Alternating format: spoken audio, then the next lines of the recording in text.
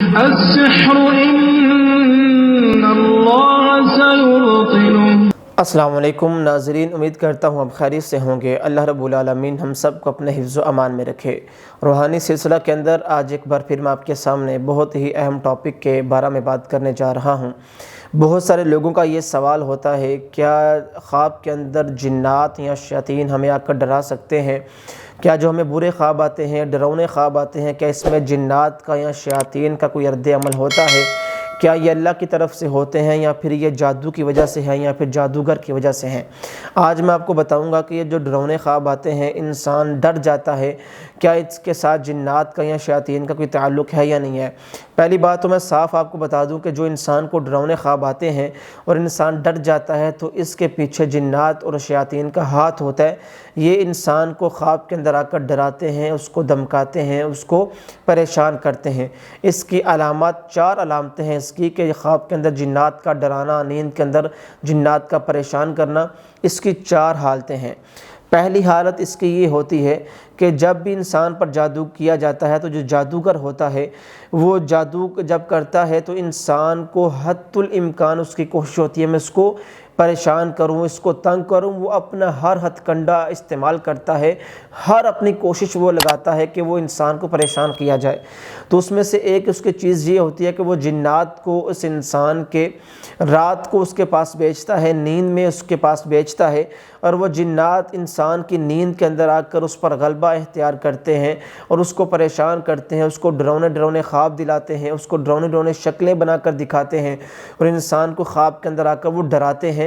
تو یہ جنات اور شیاطین کا کام ہوتا ہے کہ جو جادوگر بیچتا ہے جنات کو، تو اس سے بھی انسان کو ڈراؤنے اور برے خواب آ سکتے ہیں جس سے انسان ڈپریشن میں بھی چلا جاتا ہے اور بہت زیادہ وہ پریشان ہو جاتا ہے۔ یہ پہلی حالت ہے۔ دوسری حالت اس کی یہ ہے کہ جنات اور جو سرکش شیاطین ہوتے ہیں یہ کبھی کبھی انسان کو بلا وجہ تنگ کرتے ہیں۔ جو سرکش جنات ہوتے ہیں نا، وہ بلا وجہ انسان کو تنگ کرتے ہیں کہ جو انسان سو رہا ہے اس کو جا کر ویسے ڈرا دیا، اس کو ہلا دیا، اس کو اٹھا دیا۔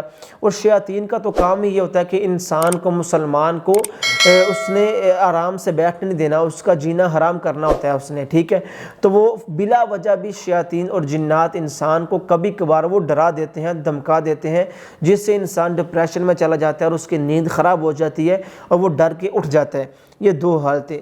تیسری حالت اس کی یہ ہوتی ہے کہ جب جو بھی انسان اللہ سے دور ہوتا ہے، وہ نماز سے، قرآن سے، حدیث سے، اللہ سے کے فرائض سے وہ دور ہوتا ہے، تو اس پر جنات کا اور شیاطین کا حملہ بہت آسانی سے ہو جاتا ہے۔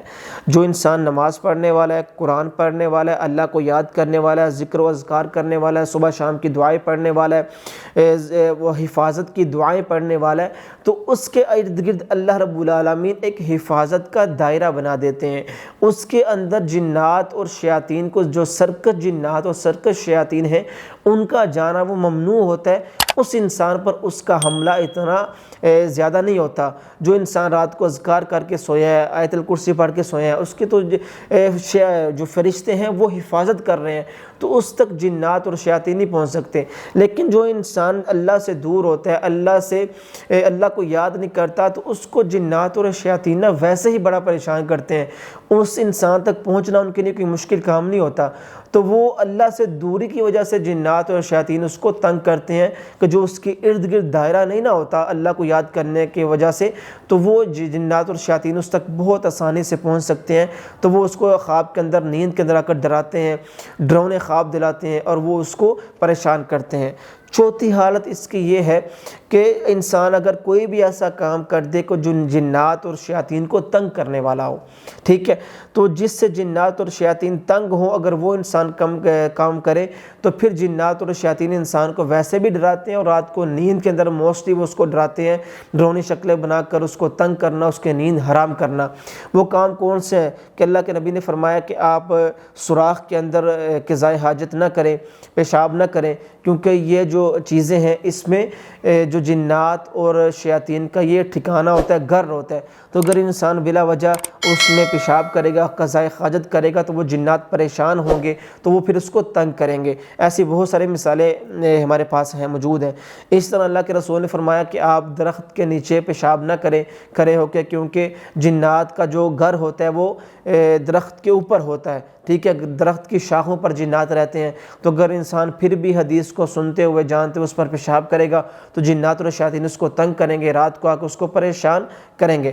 تو یہ ایک چیز ہے، ایک طریقہ ہے کہ جو بھی انسان جنات اور شیاطین کو تنگ کرتا ہے تو شیاطین پھر جنات اس کو ڈراتے ہیں.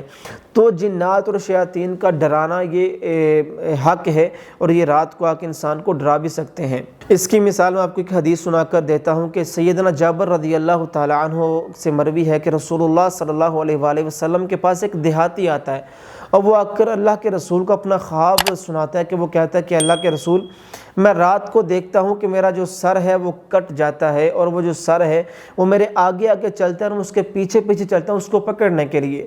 تو میں بہت پریشان ہوں کہ یہ کیا ہے، میں پکڑا نہیں جاتا اس کو. میں صبح اٹھتا ہوں، میں بڑا پریشان ہوں، اس کو دیکھتا ہوں. تو اللہ کے رسول نے فرمایا کہ یہ جنات تھے، شیاطین تھے جو تجھے تنگ کر رہے تھے. ٹھیک ہے، خواب کے اندر. اس طرح سیدنا ابو ہریرہ رضی اللہ تعالی عنہ سے مروی ہے کہ رسول اللہ صلی اللہ علیہ وآلہ وسلم نے فرمایا کہ خواب کی 3 قسمیں ہیں.